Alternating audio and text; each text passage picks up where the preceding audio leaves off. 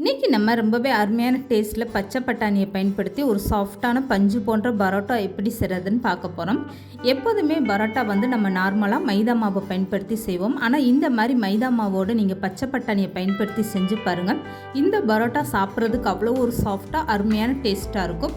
Hello friends, welcome to சமையல் delayed.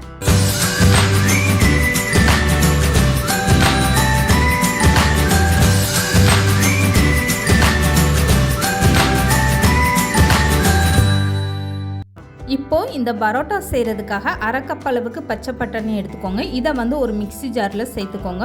தோல் நீக்கின பச்சை பட்டாணி சேர்த்துக்கோங்க. காஞ்ச பட்டாணி ஊற வச்சு சேர்த்திங்கன்னா அது அவ்வளோ நல்லா இருக்காது. இந்த மாதிரி ஃப்ரெஷ்ஷான பச்சை பட்டாணி யூஸ் பண்ணுங்கள். இப்போ ஒரு துண்டளவுக்கு இஞ்சி ரெண்டாக கட் பண்ணிவிட்டு அதை தோல் நீக்கிட்டு சேர்த்துக்கோங்க. இப்போ இது கூடவே 2 பச்சை மிளகா சேர்த்துக்கோங்க. இதுக்கப்புறம் அரை ஸ்பூன் அளவுக்கு ஜீரகம் சேர்த்துக்கோங்க. இப்போ ஒரு கைப்பிடி அளவுக்கு கொத்தமல்லி எடுத்து அதை நல்லா கழுவிட்டு அதுக்கப்புறமா அந்த கொத்தமல்லியும் சேர்த்துக்கோங்க. இப்போ இது கூடவே 2 ஸ்பூன் அளவுக்கு தண்ணி சேர்த்துட்டு நல்லா வலுவலுன்னு அரைச்சி எடுத்துகிட்டு வந்துடுங்க. பச்சை பட்டாணி கொத்தமல்லியில் ஈரப்பசம் இருக்கிறதுனால நீங்கள் தண்ணி அதிகமாக சேர்க்க வேண்டாம். இப்போ நான் அரைச்சி எடுத்துகிட்டு வந்த பட்டாணி பேஸ்ட்டு எடுத்து காட்டுறேன் பாருங்கள், எந்த அளவுக்கு நல்லா வலுவலுன்னு இருக்குன்னு. இப்போ அரைச்சி எடுத்த பட்டாணியை அப்படியே ஒரு அகலமான தட்டில் மாற்றிக்கோங்க. அரைச்ச பட்டாணியை நீங்கள் கையில் எடுத்து பார்த்தீங்கன்னா கொஞ்சம் கூட அது தென்படாமல் இந்த மாதிரி நல்ல மாவாட்டம் வலுவலுன்னு அரைப்பட்டு இருக்கணும். இப்போ அந்த மிக்ஸி ஜாரில் ஒரு 2 ஸ்பூன் அளவுக்கு தண்ணி சேர்த்து அதை கழுவிட்டு அந்த தண்ணியுமே அப்படியே சேர்த்துக்கோங்க. இதுக்கப்புறம் 2 கப் அளவுக்கு மைதா மாவு சேர்த்துக்கோங்க. எந்த கப்பில் நீங்கள் பட்டாணி அளந்து எடுக்கிறீங்களோ அரை கப்பு பட்டாணினா 2 கப்புலேருந்து 2.5 கப் அளவுக்கு நீங்கள் தாராளமாக மாவு சேர்த்துக்கலாம். இந்த பரோட்டாவுக்கு நான் மைதா மாவு பயன்படுத்தியிருக்கேன். நீங்கள் விருப்பப்பட்டீங்கன்னா கோதுமை மாவில் கூட இந்த பரோட்டா செஞ்சு எடுக்கலாம். இப்போ மாவுக்கு தேவையான அளவு அரை ஸ்பூன் அளவுக்கு உப்பு சேர்த்துட்டு அரை ஸ்பூன் அளவுக்கு வெள்ளை சக்கரை சேர்த்துக்கோங்க. இதுக்கப்புறமா தண்ணி எதுவுமே சேர்க்க வேண்டாம். இந்த மாவை நல்லா மிக்ஸ் பண்ணி விட்டுருங்க. நம்ம அரைச்சி சேர்த்த பட்டாணியே போதுமான அளவு தான். இதில் நீங்கள் எக்ஸ்ட்ரா தண்ணி எதுவுமே சேர்க்க வேண்டாம். இப்போ ஒரு டைம் நல்லா மாவு பிசைஞ்சிட்டு இருக்கும்போதே 2 ஸ்பூன் அளவுக்கு சமையல் எண்ணெய் சேர்த்துட்டு இந்த மாவை ஒரு டைம் நல்லா பிசைஞ்சு எடுத்துக்கோங்க. ஃபஸ்ட்டு 2 கப் அளவுக்கு நீங்கள் மாவு சேர்த்துட்டு இந்த மாவை நல்லா பிசைஞ்சு எடுத்துக்கோங்க. மாவு உங்களுக்கு கையில் ஒட்டுற மாதிரி இருக்குது, இல்லைன்னு கொஞ்சம் தண்ணியாக இருக்க மாதிரி இருந்தால் எக்ஸ்ட்ரா நீங்கள் அரை கப் அளவுக்கு மாவு சேர்த்துட்டு பிசைஞ்சு எடுத்துக்கோங்க. அரை கப்பு பச்சை பட்டாணி எடுத்திங்கன்னா 2லேருந்து 2.5 கப்பு மாவு கரெக்டான அளவு. அதுக்கப்புறம் நீங்கள் எக்ஸ்ட்ரா மாவு சேர்க்காதீங்க. அப்போ உங்களுக்கு பரோட்டா இந்த சுவை கிடைக்காது. இந்த மாதிரி பார்க்குறதுக்குமே உங்களுக்கு பச்சை கலரில் இருக்காது. இப்போது பிசைஞ்சு எடுத்த மாவை கையில் எடுத்து பாருங்கள். இந்த மாதிரி பிசு பிசுன்னு கையில் மாவு ஒட்டுதுன்னா இதுக்கு மேலே கூடுதலாக 2லேருந்து 3 ஸ்பூன் அளவுக்கு மாவு சேர்த்துட்டு இன்னொரு டைமே நல்லா பிசைஞ்சு எடுத்துக்கோங்க. இந்த பரோட்டா மாவு பிசைஞ்சு எடுக்க நான் எக்ஸ்ட்ரா எந்த ஒரு தண்ணியுமே சேர்க்கலை. பட்டாணியை அரைக்கும் போது 2 ஸ்பூன் தண்ணியும் மிக்சியை கழுவிட்டு 2 ஸ்பூன் தண்ணியும் தான் நான் மொத்தத்துக்கே சேர்த்துருக்கேன். இந்த தண்ணிக்கே மாவு எந்த அளவுக்கு நல்லா சாஃப்டாக வந்துருச்சு பாருங்கள். இப்போ மாவை ஒரு டைம் நல்லா பிசைஞ்சிட்டு இதுக்கு மேலே கூடுதலாக 2 ஸ்பூன் அளவுக்கு எண்ணெய் சேர்த்துட்டு இந்த மாவு மேலே நல்லா சுற்றி அப்ளை பண்ணி விட்டுருங்க. இந்த மாதிரி செய்யும்போது உங்களுக்கு மாவு காஞ்சி போகாமல் இருக்கும். இப்போ மாவு இந்த மாதிரி நல்லா பிசைஞ்சு எடுத்ததுக்கப்புறம் இதை அப்படியே ஒரு மூடி போட்டுட்டு கரெக்டாக ஒரு 15 நிமிஷம் நீங்கள் மாவை நல்லா ஊற வச்சு எடுத்துக்கோங்க. இந்த மாதிரி ஊற வைக்கும்போது பரோட்டா உங்களுக்கு இன்னும் கொஞ்சமே நல்லா சாஃப்டாக ரொம்பவே சூப்பராக இருக்கும். இப்போ இந்த மாவு 15 நிமிஷம் நல்லா ஊறட்டும். இப்போ 15 நிமிஷம் இந்த மாவு நல்லா ஊறிடுச்சு. இதுக்கப்புறம் நான் மூடி ஓப்பன் பண்ணி காட்டுறேன் பாருங்கள். மாவு கையில் தொடும்போதே எந்த அளவுக்கு நல்லா சாஃப்டாக இருக்குது பாருங்கள். இந்த மாதிரி பரோட்டா மாவு நல்லா சாஃப்டாக இருந்தால் தான் உங்களுக்கு தேய்க்கிறதுக்கு ரொம்ப ஈஸியாக இருக்கும். பரோட்டாவுமே நல்லா சாஃப்டாக வரும். இப்போ இந்த மாவை ஒரு டைம் நல்லா பிசைஞ்சு எடுத்துக்கோங்க.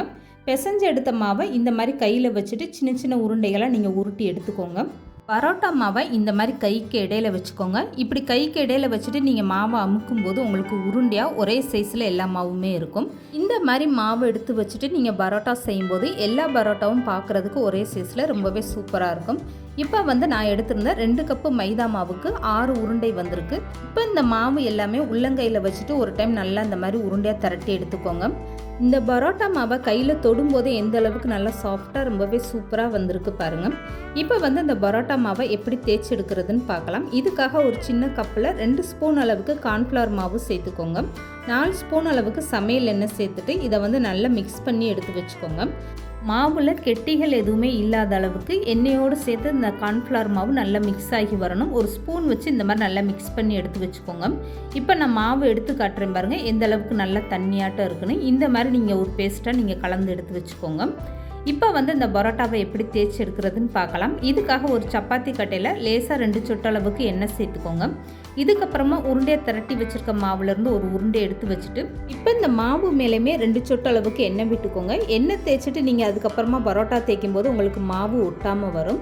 இப்போ வந்து இந்த பரோட்டா மாவை இந்த சப்பாத்தி கட்டையோட அகலத்துக்கு நல்லா லேசாக தேய்ச்சி எடுத்துக்கோங்க. எந்த அளவுக்கு நல்லா லேசாக தேய்க்க முடியுமோ அந்த அளவுக்கு நல்லா லேசாக தேய்ச்சி எடுத்துக்கோங்க. பரோட்டா வந்து உங்களுக்கு அந்த அளவுக்கு நல்லா சாஃப்டாக வரும். நீங்கள் லேசாக தேய்க்கும் போது தான் பரோட்டா வந்து நல்ல பூ போல் ரொம்பவே சூப்பராக இருக்கும். இப்போ பாருங்கள், இந்த பரோட்டா மாவை சப்பாத்தி கட்டை அகலத்துக்கு நல்லா லேசாக தேய்ச்சி எடுத்தாச்சு. இதுக்கப்புறமா ரெடி பண்ணி வச்சுருக்க மாவு பேஸ்ட்லேருந்து 1/2 ஸ்பூன் அளவுக்கு எடுத்து இந்த மாதிரி மாவுக்கு நடுவில் வச்சுட்டு ஒரு ப்ரஷ் வச்சு இந்த மாவு முழுவதுமே இந்த மாதிரி நல்லா அப்ளை பண்ணி விட்டுருங்க. இந்த மாதிரி நீங்கள் மாவு அப்ளை பண்ணிவிட்டு பரோட்டா மாவு தேய்க்கும் போது உங்களுக்கு நல்லா லேயராக ரொம்பவே சூப்பராக வரும். இப்போ வந்து எல்லா பக்கமும் இந்த மாவை தேய்ச்சி விட்டதுக்கப்புறம் ஒரு பகுதி எடுத்து இந்த மாதிரி லேசாக இப்படி மடித்து விடுங்க. இதுக்கு மேலேயுமே 2 சொட்டளவுக்கு மாவு பேஸ்ட்டை விட்டுட்டு இதுக்கு மேலே ஒரு ப்ரஷ்ஷை வச்சு இந்த மாதிரி லேசாக அப்ளை பண்ணி விடுங்க. இதுக்கப்புறமா இந்த சைடு உள்ள ஓரத்தையும் எடுத்து இந்த மாதிரி இதோட ஜாயின் பண்ணுற மாதிரி மடித்து விட்டுருங்க. இதுக்கு மேலேயுமே 2 சொட்டளவுக்கு நீங்கள் மாவு பேஸ்ட்டை விட்டுட்டு இந்த மாதிரி நல்ல ப்ரஷ்ஷை வச்சு அப்ளை பண்ணி விட்டுருங்க. இப்போ வந்து மாவு நல்லா இந்த மாதிரி அப்ளை பண்ணி விட்டதுக்கப்புறம் இந்த ஓரத்தை எடுத்து இப்படி பாதி அளவுக்கு மடித்து விட்டுக்கோங்க. இதுக்கு மேலேயுமே 2 சொட்டளவுக்கு மாவு பேஸ்ட்டை விட்டுட்டு இந்த மாதிரி லேசாக ப்ரஷ்ஷை வச்சு அப்ளை பண்ணி விட்டுருங்க. இப்போ இந்த சைடு இருக்க மாவையும் எடுத்து இந்த மாதிரி நல்லா கவர் பண்ணி விட்டுருங்க. இது வந்து ஒரு டவல் மடிக்கிற மாதிரி இந்த மாதிரி நீங்கள் மடித்து எடுத்து வச்சுக்கோங்க.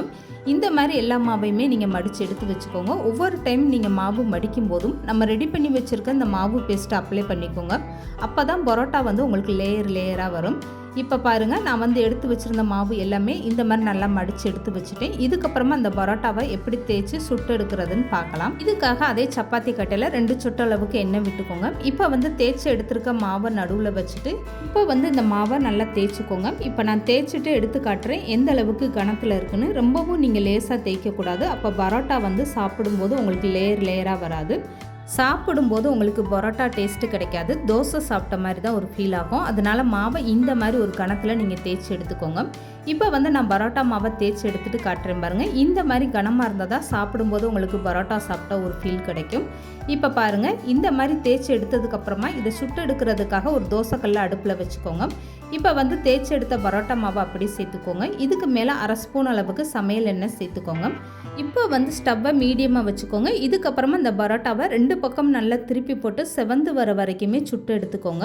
உள்ளே இருக்கக்கூடிய மாவெல்லாம் நல்லா வெந்து வரணும். அதனால் ஸ்டவ்வை மீடியமாக வச்சுட்டு நீங்கள் சுட்டு எடுக்கும்போது தான் இந்த பரோட்டா மாவு உள்ளே வரைக்கும் நல்லா வெந்து வரும். இப்போ இந்த பரோட்டாவை அடுத்த பக்கம் திருப்பி போடும்போது இதில் வந்து 1/2 ஸ்பூன் அளவுக்கு சமையல் எண்ணெய் சேர்த்துக்கோங்க. இந்த பரோட்டாவில் நீங்கள் பட்டர் சேர்த்து கூட சுட்டு எடுக்கலாம். அப்படி இல்லைன்னா நெய் சேர்த்து கூட நீங்கள் சுட்டு எடுக்கலாங்க. ரொம்பவே அருமையான டேஸ்ட்டாக இருக்கும். இப்போ வந்து இந்த பரோட்டாவை நான் 2 பக்கம் நல்லா திருப்பி போட்டுட்டேன். பாருங்கள், ஓரளவுக்கு நல்லாவே வெந்துருச்சு. ஸ்டவ்வை மீடியமாக வச்சுட்டு நீங்கள் சுட்டு எடுக்கும்போது தான் இந்த பரோட்டா மாவு உள்ள வரைக்கும் நல்லா வெந்துட்டு வெளியிலையும் நல்லா கிறிஸ்பியாக ரொம்பவே சூப்பராக இருக்கும். இப்போ பாருங்கள், 2 பக்கமே இந்த பரோட்டா வந்து நல்லா செவந்து வந்துருச்சு. இந்த மாதிரி மீதம் இருக்கக்கூடிய எல்லா மாவையும் நீங்கள் பரோட்டாவை சுட்டு எடுத்து வச்சுக்கோங்க. அவ்வளோதாங்க. இதுக்கப்புறமா ஒரு சப்பாத்தி கட்டையில் நீங்கள் சுட்டு எடுத்து வச்சுருக்க எல்லா பரோட்டாவையும் வந்து வச்சுக்கோங்க. இந்த மாதிரி ஒன்று சேர்த்து அடுக்கி வச்சுக்கோங்க. இதுக்கப்புறமா இந்த பரோட்டாவை வந்து கையினால் இந்த மாதிரி லேசாக நீங்கள் அடித்து எடுத்துக்கோங்க. இப்படி அடித்து எடுக்கும்போது இந்த பரோட்டா வந்து நல்லா கடைகளில் வாங்கக்கூடிய பரோட்டா மாதிரி நல்லா லேயராக பார்க்குறதுக்கு ரொம்பவே சூப்பராக இருக்கும். இப்போ இந்த பரோட்டா வந்து ரொம்பவே சூப்பராக ரெடி ஆயிடுச்சு. இப்போ ஒரு பரோட்டாவை நான் கையில் எடுத்துகிட்டு பிச்சு காட்டுறேன் பாருங்கள். எந்த அளவுக்கு பார்க்குறதுக்கே நல்லா உள்ள லேயராக மாவெல்லாம் வெந்துட்டு ரொம்பவே சூப்பராக வந்திருக்கு பாருங்கள். இந்த பரோட்டாவை நீங்கள் சிக்கன் குழம்பு, மட்டன் குழம்பு, முட்டை குருமானு இதோட சாப்பிடும்போது இதோட டேஸ்ட்டே வேறு லெவலில் இருக்கும். இந்த மாதிரி பச்சை பட்டாணியை பயன்படுத்தி நீங்கள் பரோட்டா செஞ்சு இதை லஞ்ச் பாக்ஸில் கூட வச்சு விடலாங்க. குழந்தைகள்லாம் கொஞ்சம் கூட மிச்சம் வைக்காமல் அப்படியே சாப்பிட்டு வந்துடுவாங்க. அவ்வளோ ஒரு அருமையான டேஸ்ட்டாக இருக்கும். இந்த மாதிரி ஒரு பரோட்டா கண்டிப்பாக நீங்களும் ட்ரை பண்ணி பாருங்கள். கையில் தொடும்போது எந்த அளவுக்கு நல்லா சாஃப்டாக ரொம்பவே சூப்பராக வந்திருக்கு பாருங்கள். இந்த வீடியோ பிடிச்சிருந்தா லைக் பண்ணுங்கள், ஷேர் பண்ணுங்கள். மறக்காமல் சமையல் டிலீட் சேனலை சப்ஸ்கிரைப் பண்ணுங்கள்.